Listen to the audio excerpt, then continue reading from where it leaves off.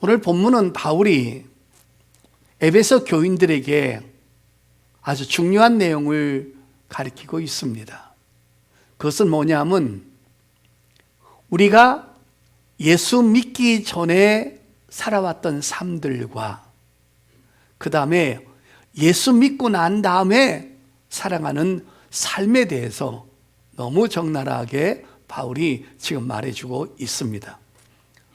이것을 설명을 하면서 크게 사람은 두 나라에 속해서 살아가는 사람들이 있음을 오늘 바울을 통해서 우리가 오늘 묵상하도록 그렇게 하겠습니다.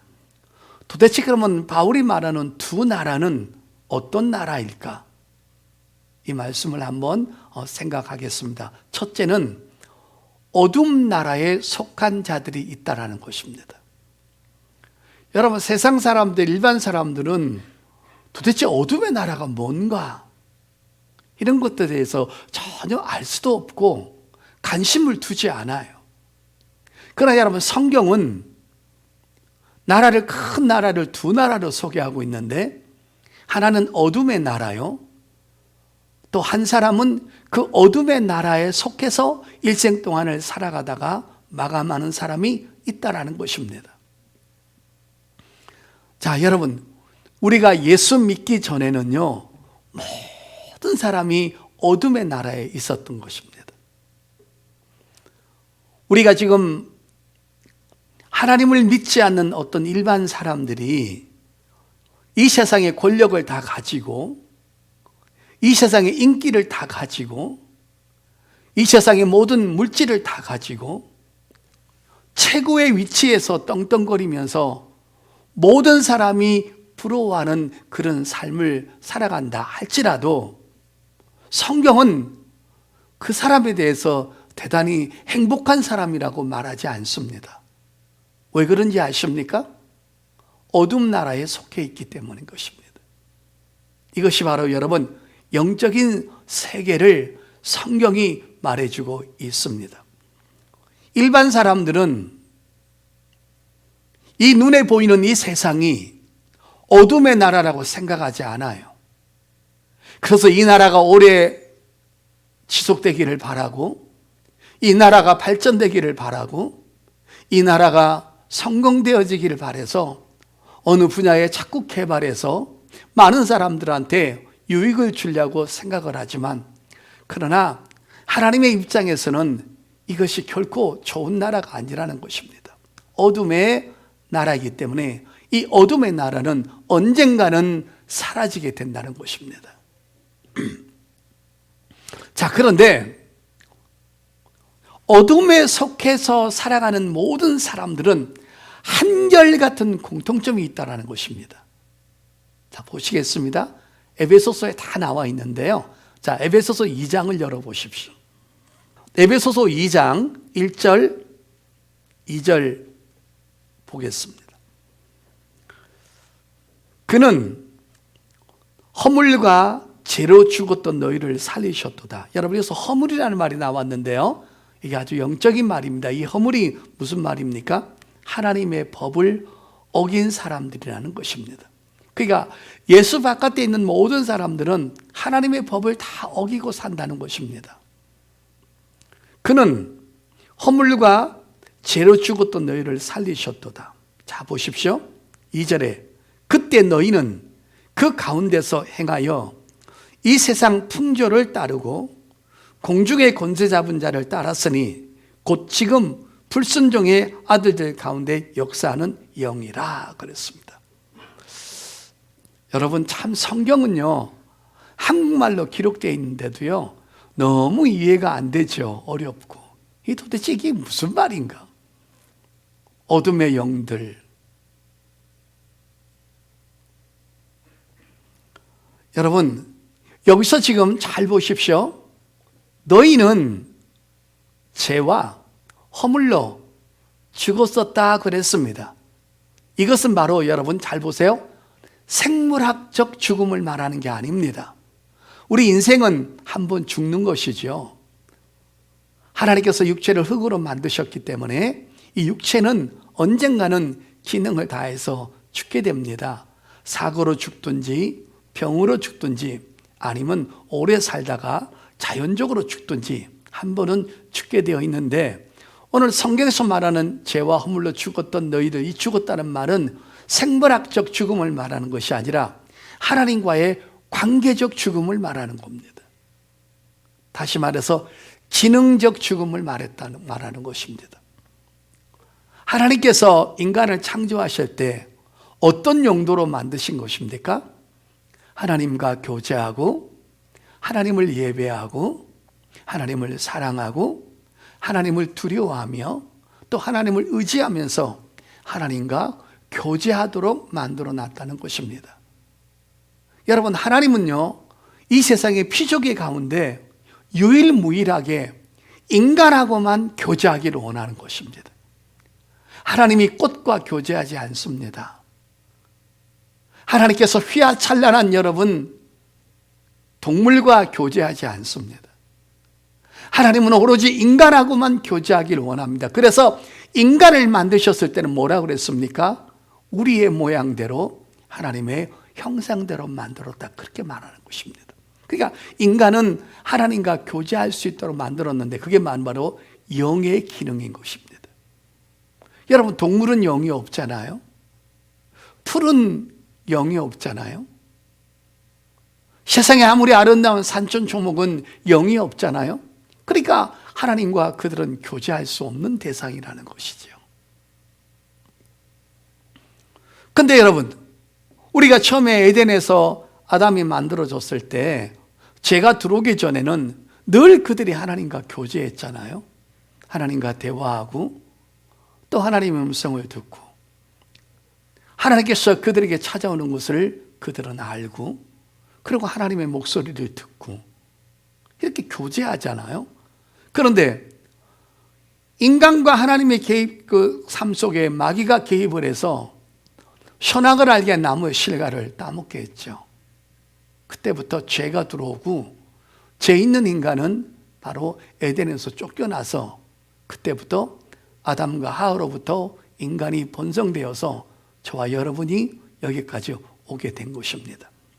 자, 그런데 영의 기능, 생물학적 기능이 아닌 바로 관계적인 기능이 죽은 겁니다. 여러분, 냉장고는 차게 하는 기능을 가졌습니다. 온풍기는 따뜻하게 하는 기능을 가졌습니다.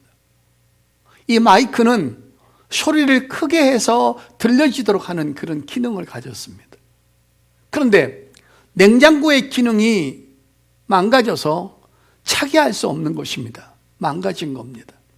바로 죄가 들어옴으로 말미암아 인간의 영적 기능이 망가져서 하나님을 만날 수도 없고, 하나님을 느낄 수도 없고, 하나님을 사랑할 수도 없고, 하나님을 예배할 수도 없는 그런 지경에 인간이 빠지게 되었다는 것입니다. 그러므로 하나님과의 관계적 기능이 죽어서 하나님과 교제를 더 이상 할 수 없는 그런 관계가 되었다는 것입니다. 자, 그러면 여러분, 하나님과의 관계가 끊어졌습니다. 그러면 그 다음에 인간은 도대체 그 다음에는 누구의 조종을 받는 겁니까? 누구의 지배 아래, 누구의 통치권 아래 있는 것입니까? 자, 여러분 보십시오. 1절에는 하나님과의 관계적 기능이 끊어진 거예요. 그 다음에는 이제 또 어떻게 살아가느냐? 그때 너희는 그 가운데서 행하여 이 세상 풍조를 따르고 공중권세 잡은 자를 따랐으니 곧 지금 불순종의 아들들 가운데 역사는 영이라 그랬습니다. 누굽니까? 마귀입니다. 마귀, 사탄, 귀신, 악한 영이 그때부터 우리를 지배하는 것입니다.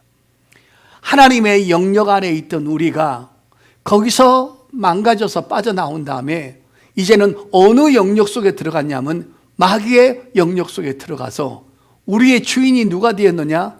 마귀가 되었던 것입니다.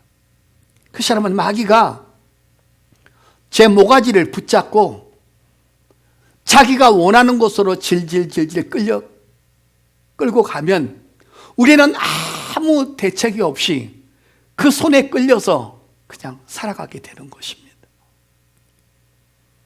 그래서 여러분, 온갖 비진리를 받아들이고 우상 숭배를 하고, 그리고 가장 뚜렷한 목적 하나가 뭐냐면 자기의 욕망과 자기의 육체와 자기를 위해서 살아가는 존재로 만들어 놓는 것입니다.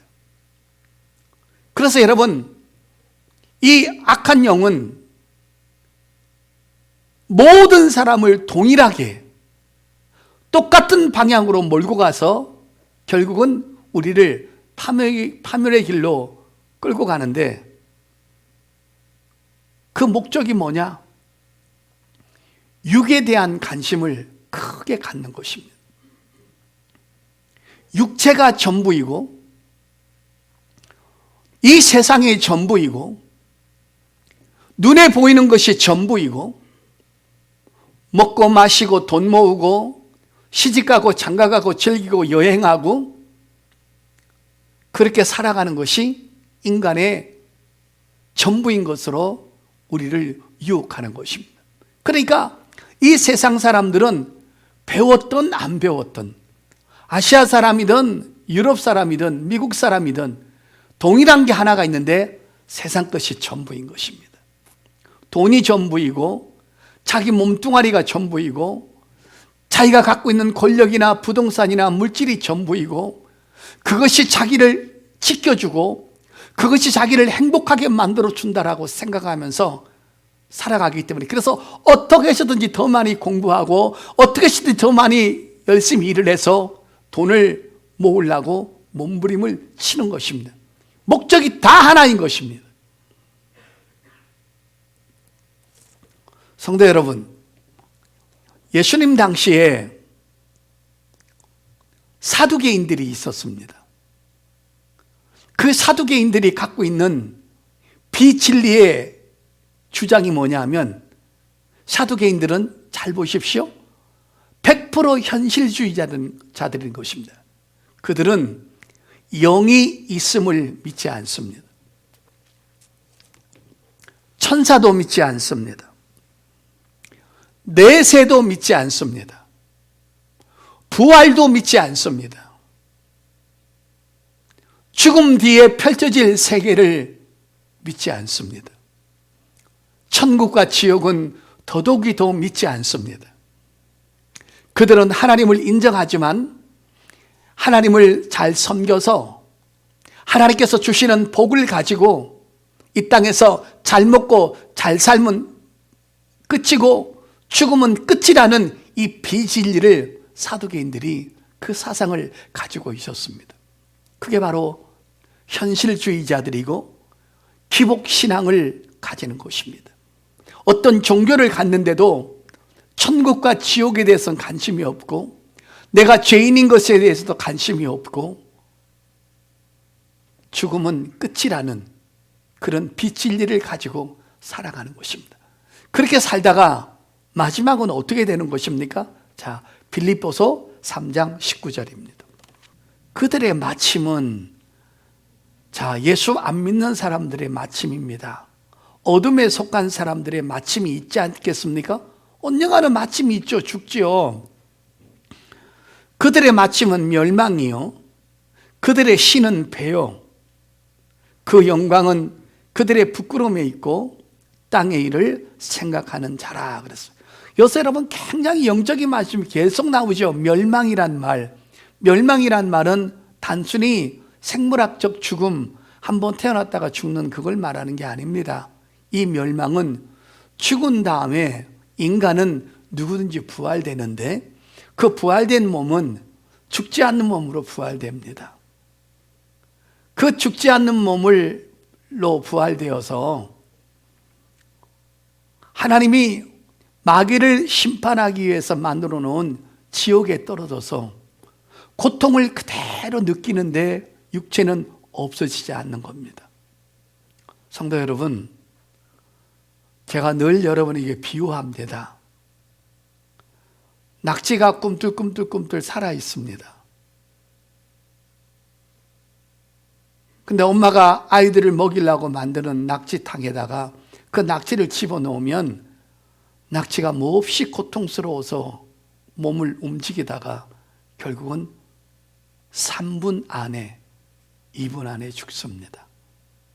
그러면 그 낙지는 더 이상의 고통은 느끼지 않습니다. 그런데 성경에서 말하는 이 부활체의 육체는 영원히 썩지 않고 영원히 없어지지 않는 그 부활체를 입는다는 것입니다. 그걸 가지고 지옥불에 떨어져서 1분 1초도 없어지지 않는 그 고통 가운데서 그 고통을 기약 없이 세세토록 받아야 한다는 것입니다.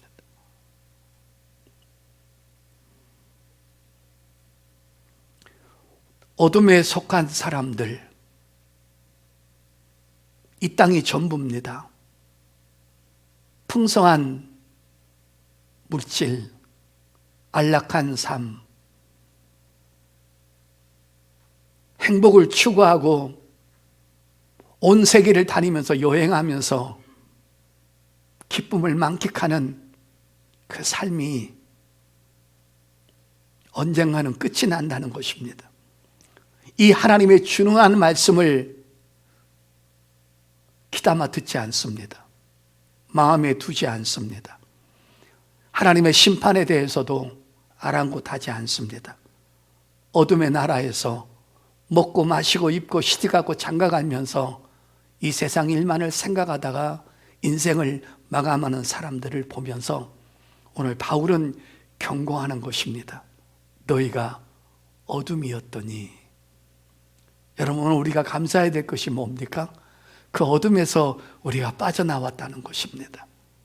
성도 여러분, 어둠에서 빠져나와서 또 다른 세계를 알게 하신 하나님 앞에 감사와 찬양과 영광을 돌릴 수 있기를 예수 이름으로 축복합니다. 그럼 오늘 바울은 예수 믿기 전의 삶은 아무리 화려해도 그런 어둠 나라에 속해 있다는 것을 가르치고 있는데, 성경만이 이런 귀한 진리를 우리한테 가르쳐주고 있는 것입니다. 어떠한 경제학 박사가, 어떤 과학적인 박사가 이런 거 가르쳐주지 않습니다.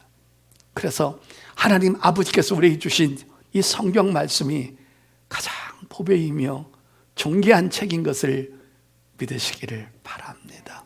자, 에베소서 5장 8절 한번 보겠습니다.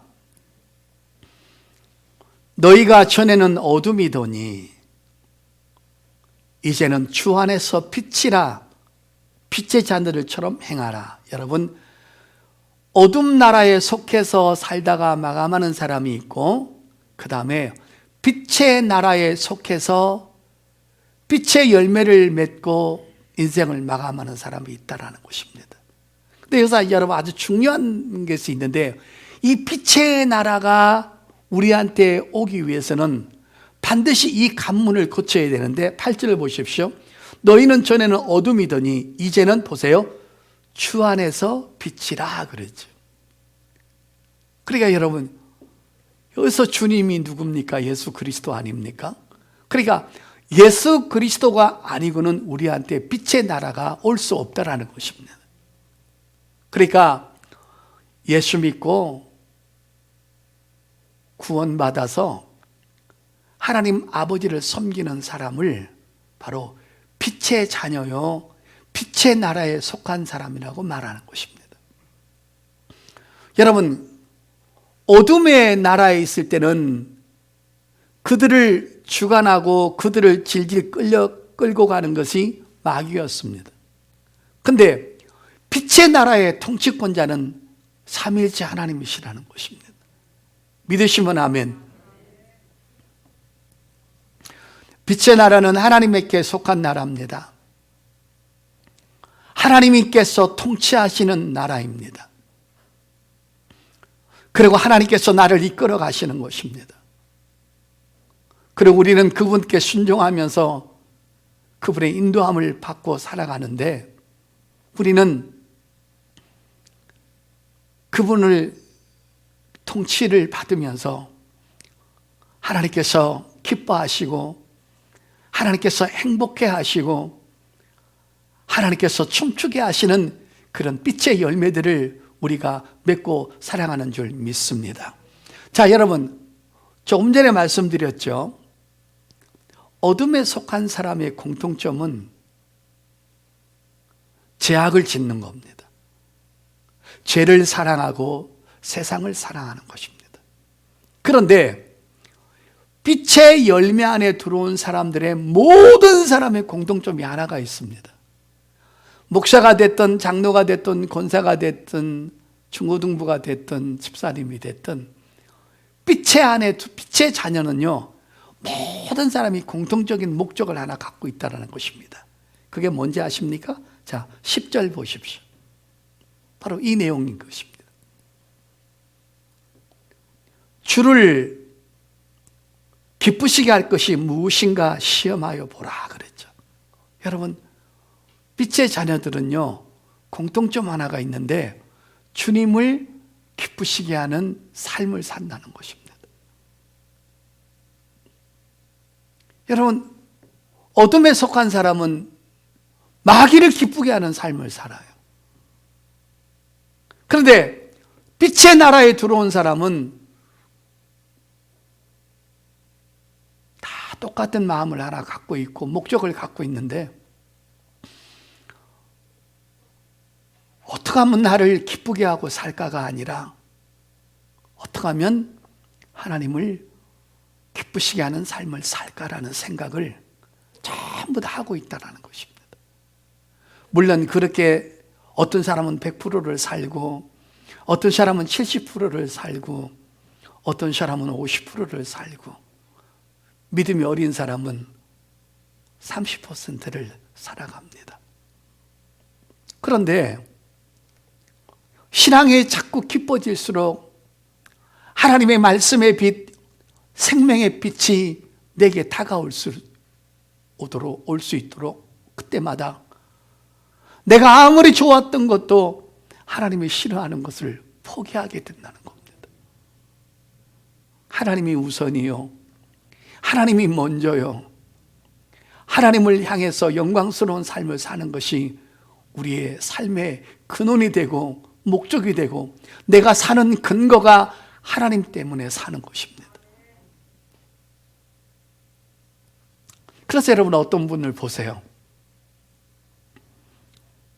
어떤 분이 청년 때 공부를 무지무지하게 열심히 해가지고 1000명 중에 1명이 들어가기도 어려운 카이스트에 들어갔습니다. 카이스트에 들어가서 일을 하다 보니까 어떤 문제가 발생되냐 하면, 거기는 그룹으로 한 조로 만들어서 뭔가를 발명을 해야 돼요. 실적을 올려야 돼요. 팀들이 움직이다 보니까 자기 혼자서 마음대로 할 수가 없는 거예요. 같이 연구하고, 같이 시험하고, 같이 그 문제를 연구하다 보니까 모든 사람이 다 주일날 연구원에 나와서 공부를 하고 뭔가를 발명을 하다 보니까 하나님과 멀어지게 되고 예배를 못 드리니까 마음의 고통을 느끼는 거예요. 그 고통과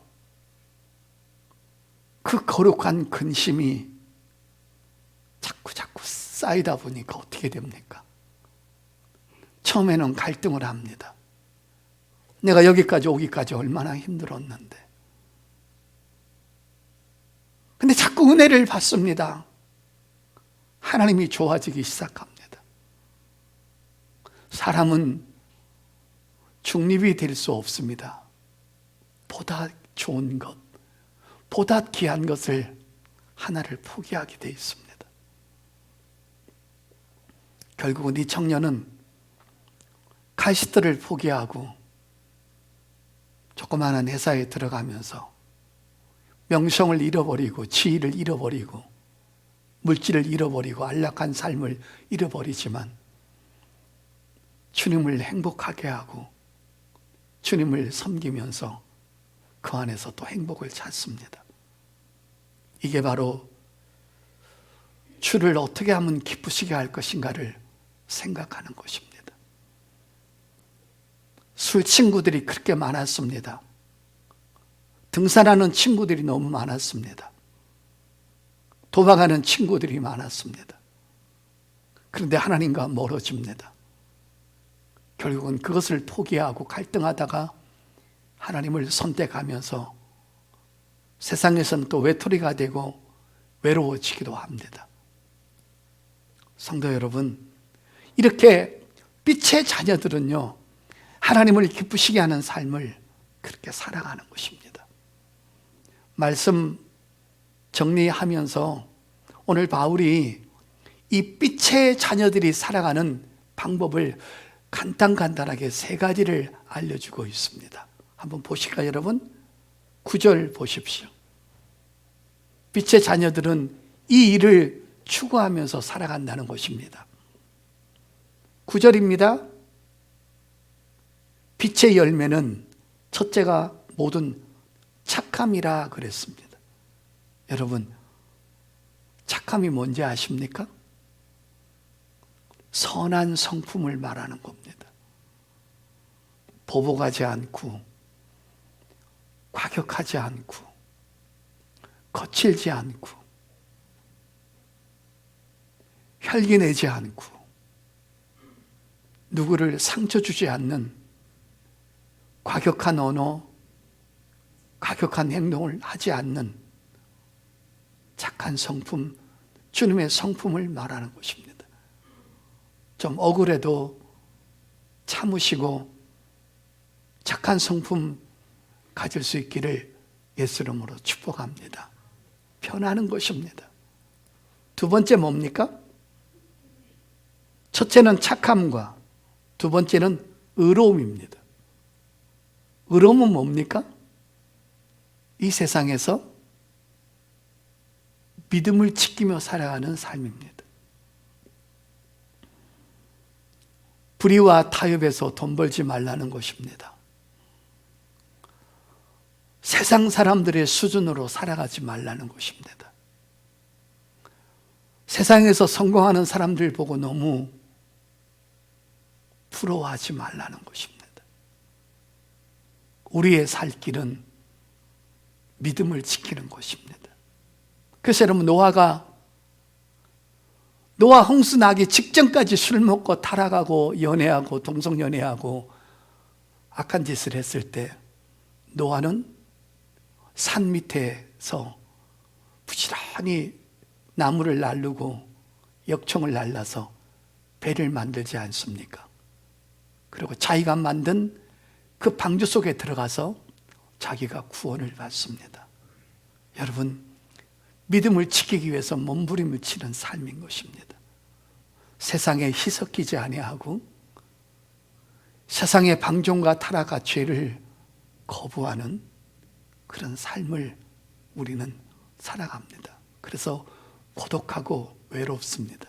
그래서 의로움이란 말은 내가 죄를 안 짓는다는 말이 아니고, 내가 타락하지 않는다는 말이 아니고, 내가 100% 온전한 성품과 믿음을 가졌다는 말이 아니라 넘어졌다가도 또 일어나고 믿음 생활을 끝까지 해나가는 것을 바로 의로운 삶이라고 말하는 것입니다. 여러분, 고독하고 외롭지만 믿음의 길을 걸어갈 수 있기를 예수 이름으로 축복합니다. 마지막으로 볼까요? 모든 착함과 의로움과 그 다음에 진실됨이라 그랬습니다. 여러분, 진실은 뭡니까? 하나님과의 관계를 아주 중요시 여기는 것입니다. 하나님을 두려워하는 것입니다. 하나님을 경외하는 것입니다. 하나님을 사랑하는 것입니다. 하나님을 의지하는 것입니다. 우리가 순간적으로 죄질 수 있습니다. 근데 하나님 앞에 와서 진실하게 회개하는 것입니다. 하나님, 내가 이런 죄를 지었습니다. 이런 범죄를 저질렀습니다. 우리가 사람들 앞에는 앞과 겉이 조금 다를 수 있습니다. 아파도 안 아픈 척, 돈이 없어도 있는 척, 죄를 지어서도 안 지은 척. 왜 그렇습니까? 자존심이라는 것이 있기 때문인 것입니다. 그러나 하나님 앞에서는 그렇게 하지 말라는 것입니다. 하나님 앞에서는 자존심 내세우지 말라는 것입니다. 아프다고 우십시오. 힘들다고 우십시오. 도저히 내 힘으로 이 죄를 끊을 수 없다라고 우십시오. 범죄했다고 하십시오. 하나님은 통회하는 자를 그래서 유심히 보시는 겁니다. 우린 빛의 자녀들입니다. 빛에 속한 열매를 많이 내면서 살아가시길 바랍니다. 오늘도 예배의 빛을 발산하시길 바라고, 기도의 빛을 더 깊이 하시길 바라고, 거룩한 빛을 사랑하시기를 바라고, 헌신과 희생과 섬김의 빛을 오늘도 많이 발하시다가 하나님을 기쁘시게 하는 빛을 가지고 살아갈 수 있기를 예수 이름으로 축복합니다. 그리고 내가 주의 순결한 신부의 빛으로서 단장하시고 이 세상에 빠지지 마시고 하나님 앞에 빠지시고 기도에 빠지시고 예배에 빠지시고 그 생명의 빛을 받을 때마다 내가 점점점 하나님 앞으로 다가가는 성숙된 그리스도인 될 수 있기를 예수 이름으로 축복합니다. 어둠은 마귀가 지배하는 장소요, 빛은 삼위일체 하나님이 지배하는 장소입니다. 우리가 이 빛에 거하시면서 하나님의 통치를 받고 주 앞에 다가가다가 주님 맞이할 수 있는 저와 여러분 될 수 있기를 예수 이름으로 축복합니다.